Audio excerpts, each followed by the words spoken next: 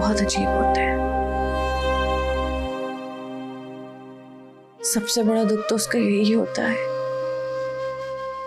कि जो सबसे प्यार करने वाला शौहर है उसका, वो बिना वजह बिना किसी बात पे आपसे रूड होना शुरू हो जाए।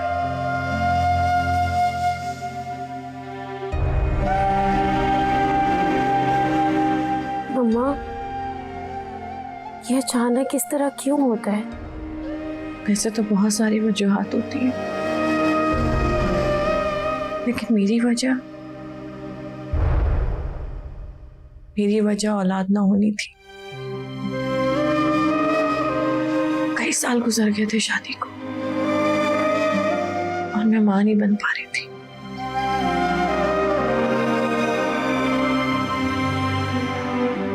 बहुत इलाज कराया, बहुत रोई।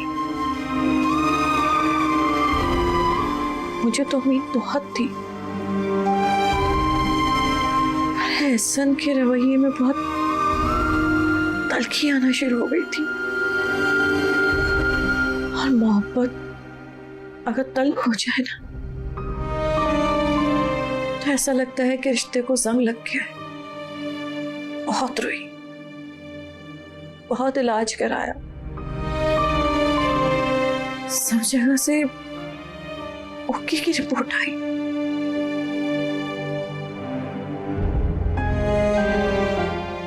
ये क्या हुआ? फिर क्या होना था, मजीद कुछ साल ऐसे ही गुजर गए।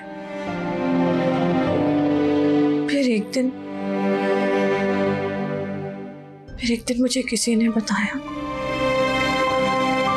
कि आपके शौहर किसी और औरत के साथ घूम रहे फिर रहे।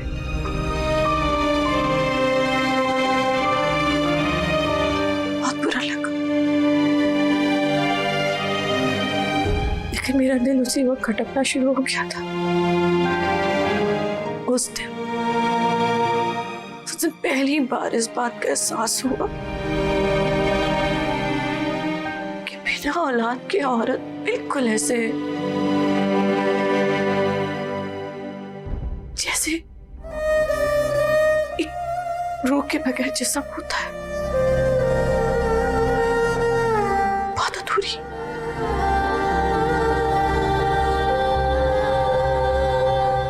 बहुत रोई, बहुत गिड़गिड़ाई, भाइयों के सामने गई तो भला हो साजिद भाई का, जिन्होंने मेरी गोद में तुम्हें डाला और मुझे मुकम्मल किया। साहिद भाई ने बहुत बातें सुनाई एहसन को, बहुत डांटा,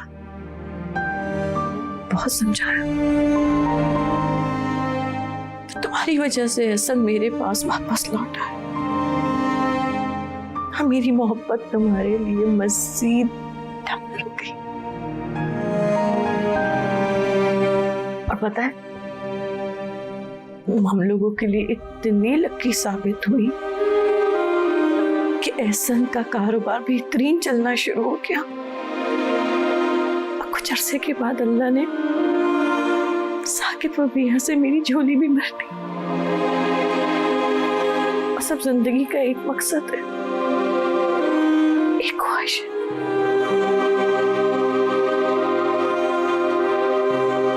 कि साथ खैरियत से तुम्हें तुम्हारे घर की कर दूं, कि एक बड़ी जिम्मेदारी से मैं फारिग हो जाऊं। ये सबसे बड़ी ख्वाहिश है।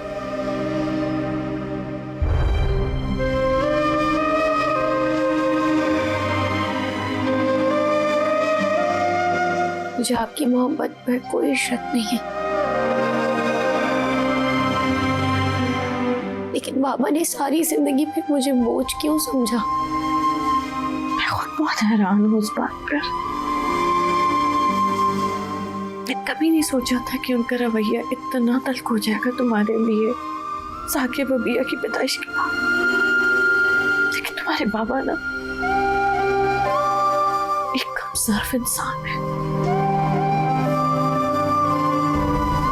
जब मैं खाली गोदती तो मुझे रद्द करके किसी और की जुल्फों के हसीर चढ़ती है, और जब अपनी औलाद हुई तो तुम्हारे वजूद को बोलना शुरू हो गए।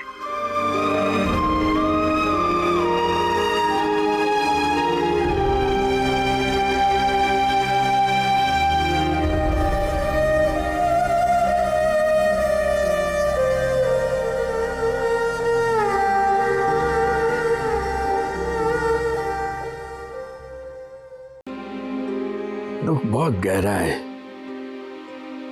अल्लाह ही इसका मदावा कर सकता है। मेरी तो दुआ है कि अल्लाह ज़ैन को जन्नत में जगह दे और आपको सब्र जमील अता करे।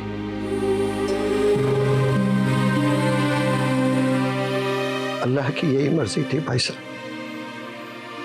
ऐसे मौके पे किसी का बस नहीं चलता। इस चीज की कमी थी, मैंने अपना सब कुछ उस पर लुटा दिया, लेकिन मेरी आंखों पे तो पट्टी बन गई थी। मैं ये देख ही नहीं सका कि उस किन दोस्तों की सोबत में बैठता है। भाई साहब, हम तरक्की की दौड़ में मसरूफ हो गए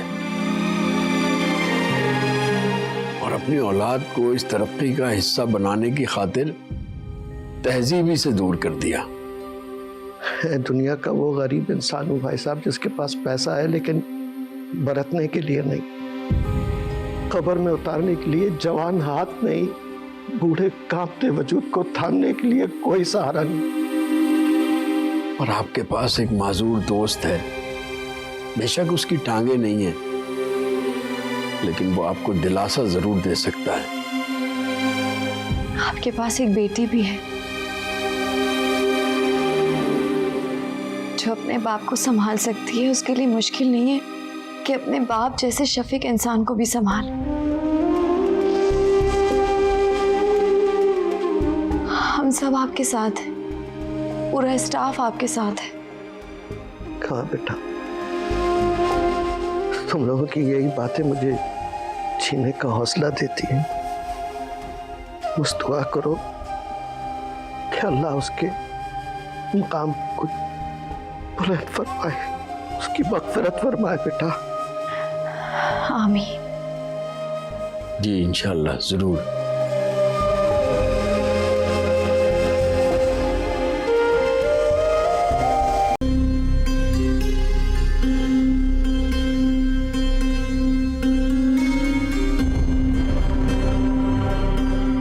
फरिया, ऑफिस में इतनी खामोशी क्यों है और कोई काम भी नहीं कर रहा?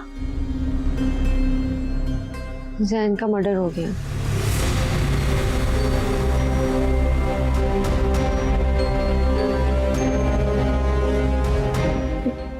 कैसे? क्या करोगे वजह जानकर यार? तुम जानती थी अस्करी साहब ज़ैन का रिश्ता लेकर आए थे? ये तो मैं नहीं जानती थी, बट इतना जरूर जानती थी कि ज़ैन की आंखों में मैंने हमेशा तुम्हारे लिए पसंदीदगी देखी है। कितनी मुख्तसर सी जिंदगी। अस्करी साहब का क्या हाल हो रहा होगा? जाहिर है बाप है वो तो जीते जी मर गए होंगे।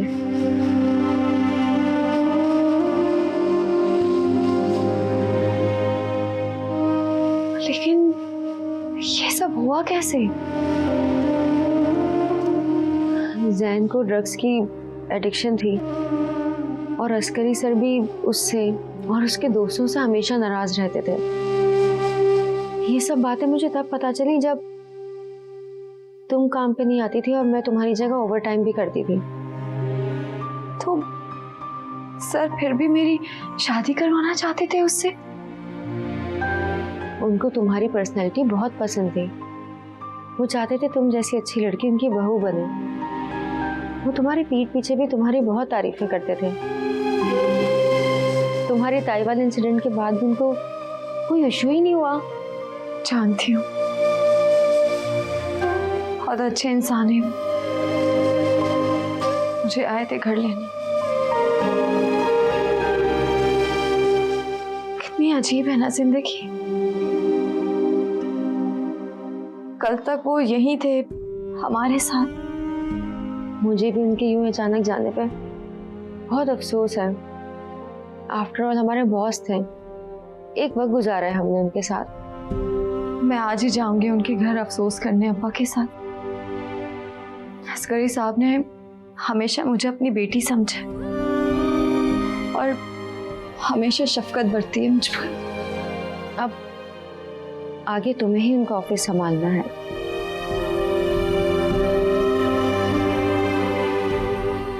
ऐसा करो, आज तुम चली जाओ, कल बाकी कुलीग के साथ मैं चली जाऊंगी। ठीक है।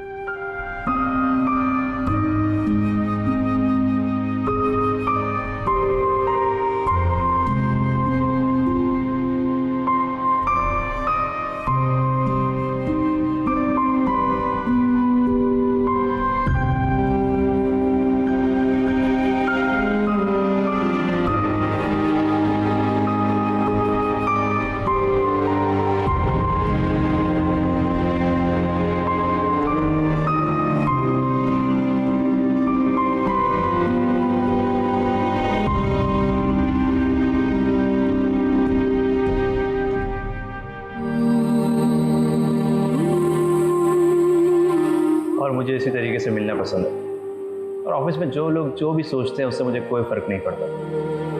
अगर इंसान किसी को पसंद करता है तो करता है,